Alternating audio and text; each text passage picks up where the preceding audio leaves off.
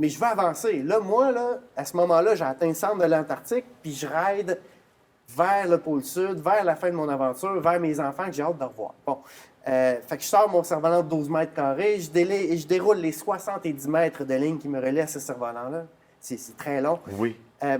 J'enterre le cerf-volant pour pas qu'il décolle sans que je sois prêt. J'attache mon traîneau, j'ai ma balise de détresse, mes lunettes. Bon, vous doutez qu'il y a une série de choses à faire avant de décoller le cerf-volant, mais la dernière, c'est que je lui enlève un peu de puissance parce que là, je sais que je suis limite un peu. Puis c'est au décollage que c'est dangereux. Donc, je lui enlève, j'ai un ajustement sur ma barre, un genre de 30 tire dessus, les lignes ne sont pas mélangées, tout va bien. Je continue à tirer sur le cerf-volant qui se redresse. Puis de la minute que mon cerf-volant il était capable de se libérer de la neige qui le tenait au sol, il a levé dans le ciel comme un monstre. Ouf! Je suis levé dans les airs avec lui, je suis arrivé au bout de ma corde de traîneau, paf, à casser.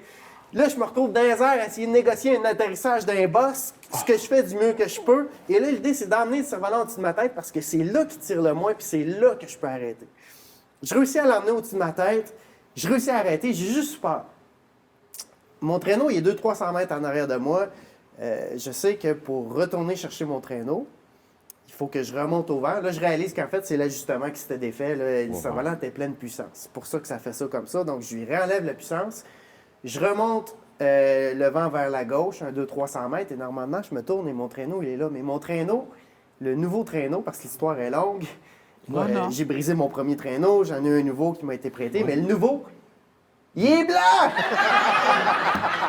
Qu'est-ce que je vois, au loin? C'est des bosses blanches! Fait que je me dis, il doit être à peu près par là. Fait que je pars, puis j'essaie de le trouver, puis je regarde à gauche, à droite. Mais là, je suis nerveux, puis je fais du millage, puis...